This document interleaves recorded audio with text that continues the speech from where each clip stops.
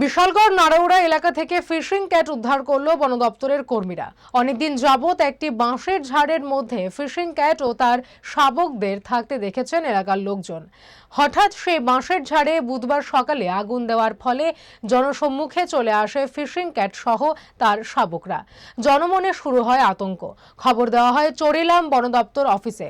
খবর পেয়ে বন দপ্তরের কর্মীরা দ্রুত ঘটনাস্থলে ছুটে এসে অক্লান্ত পরিশ্রম করার পর জাল পেতে ফিশিং ক্যাটের একটি শাবককে আটক করে সিপাহীজলা অভয়ারণ্যে নিয়ে যায়। তবে শাবককে পাওয়া গেলেও মাকে পাওয়া যায়নি। এই নিয়ে দেখা দেয় এলাকায় আতঙ্ক। স্থানীয়দের বক্তব্য, সিপাহীজলা অভয়ারণ্যে সঠিকভাবে খাবার না পেয়ে তারা লোকালয়ে চলে আসছে।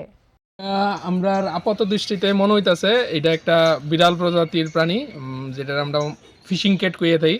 এটা কয়েকদিন আগে এটার সাথে আরো 4টা বাচ্চা আছে, আর এটা আমার মনে হইতাছে এটা মাডা।